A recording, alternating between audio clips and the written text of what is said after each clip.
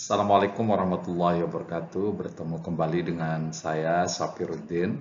Pada kesempatan ini saya akan menjelaskan tentang filsafat pendidikan kontemporer dengan tiga tokoh utama.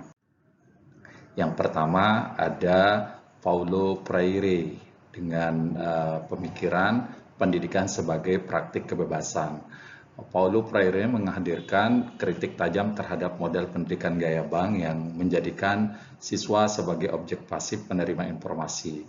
Dalam pandangan Freire, pendidikan sejati adalah proses humanisasi dan pembebasan dari berbagai bentuk penindasan sosial yang mengekang potensi manusia.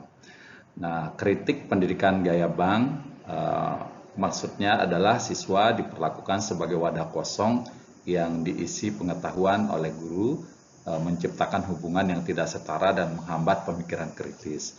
Kemudian yang berikutnya adalah pendidikan pembebasan.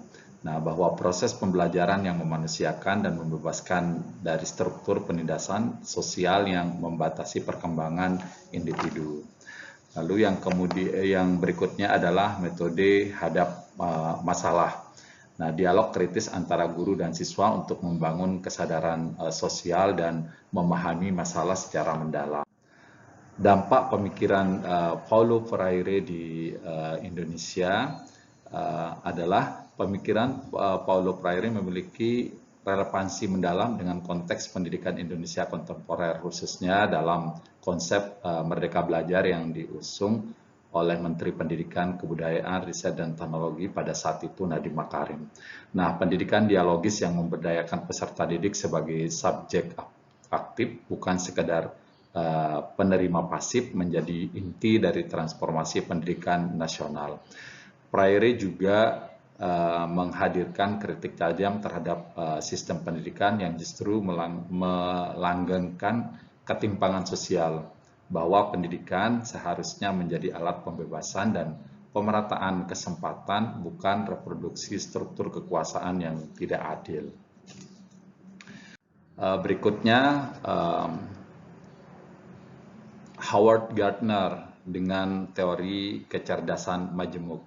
Nah, di sini Howard merevolusi pemahaman kita tentang kecerdasan dengan menolak pandangan tradisional yang menyederhanakan kecerdasan sebagai kemampuan tunggal yang dapat diukur dengan tes IQ. Gardner mengidentifikasi 8 jenis kecerdasan yang berbeda, yang masing-masing memiliki karakteristik dan cara pengembangan yang unik.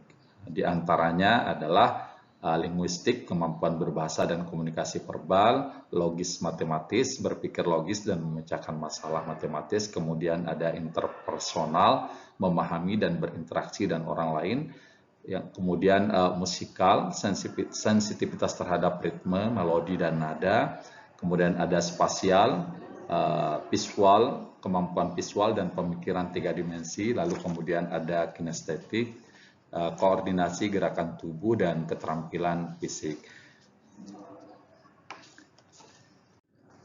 Berikutnya Howard dalam konteks pendidikan modern, teori kecerdasan majemuk Gardner ini memberikan pengaruh besar pada perkembangan pendidikan inklusif dan diferensiasi pembelajaran di seluruh dunia. Teori ini mengubah cara guru memandang kemampuan siswa dan merancang pengalaman belajar yang lebih bermakna. Di antaranya pendidikan inklusif, mengakui dan menghargai setiap siswa memiliki kekuatan unik yang perlu dikembangkan, bukan dinilai dengan standar tunggal yang sempit. Kemudian diferensiasi pembelajaran, bahwa sekolah-sekolah progresif menyesuaikan metode pengajaran dengan kecerdasan dominan masing-masing siswa untuk hasil optimal. Kemudian kreativitas dan keberagaman. Nah, Howard menekankan atau mendorong penghargaan terhadap berbagai bentuk kecerdasan dan cara kontribusi dalam masyarakat, seperti validasi terhadap talenta non akademik siswa, kemudian ekosistem pembelajaran yang kaya stimulus dan kolaborasi lintas kecerdasan. Nah, selanjutnya tokoh yang ketiga adalah Neil Nodings dengan filsafat pendidikan berbasis etika perawatan. Nell Noding menghadirkan perspektif feminis yang transformatif dalam filsafat pendidikan melalui konsep care etik atau etika perawatan. Dalam pandangannya, pendidikan harus berfokus pada pembangunan hubungan saling peduli yang autentik antara guru dan siswa, bukan sekedar transfer pengetahuan yang steril. 3 pokok penting dalam pemikiran Nell Noding. Yang pertama adalah empati sebagai pondasi, bahwa kemampuan guru untuk merasakan dan memahami pengalaman emosional siswa menjadi dasar hubungan pedagogis yang bermakna. Yang kedua adalah perhatian yang tulus, memberikan fokus penuh pada kebutuhan individual setiap siswa, mendengarkan dengan sungguh-sungguh dan merespon dengan sensitif. Lalu kemudian yang ketiga adalah tanggung jawab moral, komitmen guru untuk selalu memikirkan kesejahteraan holistik siswa melampaui pencapaian akademik semata.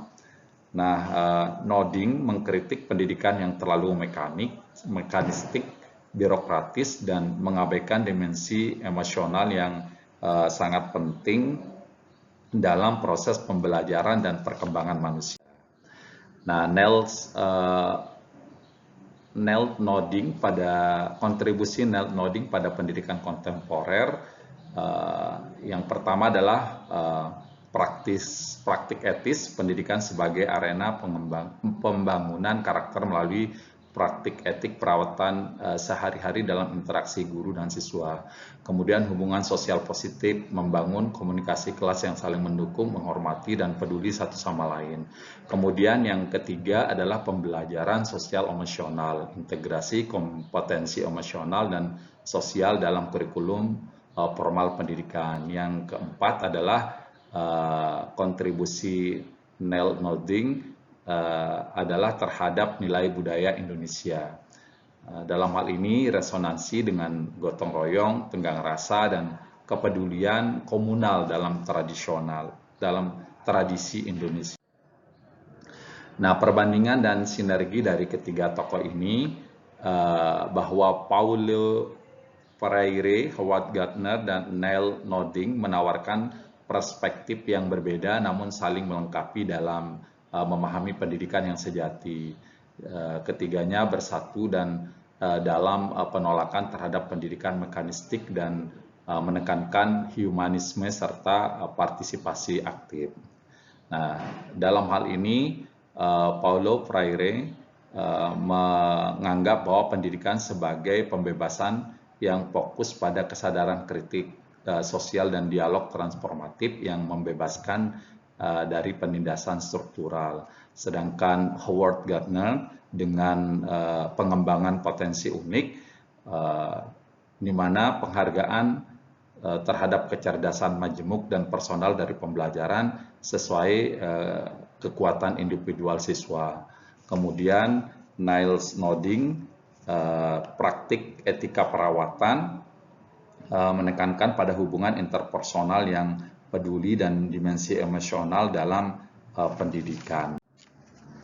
Nah, implikasi filsafat pendidikan kontemporer untuk Indonesia, bahwa ketiga tokoh filsafat pendidikan kontemporer ini memberikan landasan teoritis yang kuat untuk transformasi sistem pendidikan Indonesia menuju praktik yang lebih humanis, inklusif, dan kontekstual. Nah, pendidikan inklusif maksudnya adalah menghargai keberagaman, kemampuan, latar belakang, dan potensial setiap peserta didik tanpa diskriminasi. Kemudian pembelajaran dialogis yang maknanya adalah membangun ruang komunikasi dua arah yang setara antara guru dan siswa untuk konstruksi pengetahuan bersama. Dan yang ketiga adalah implikasinya kontekstual lokal yang bermakna mengintegrasikan realitas sosial budaya Indonesia dalam kurikulum dan metode pembelajaran. Nah, di sini ada beberapa implikasi filsafat secara umum. Yang pertama adalah integrasi dalam kurikulum, dan yang kedua pada implementasi pada profil pelajar Pancasila yang terdiri dari beriman dan bertakwa, berkebinekaan global, bernalar kritis, kreatif, dan gotong royong.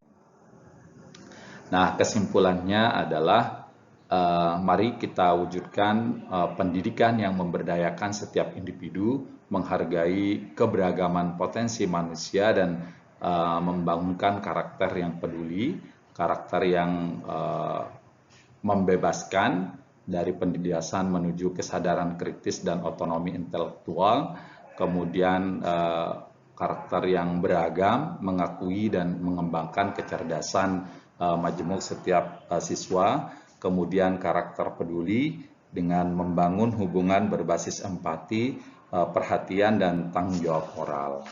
Demikian presentasi sedikit dari saya. Mudah-mudahan ada manfaatnya. Terima kasih. Assalamualaikum warahmatullahi wabarakatuh.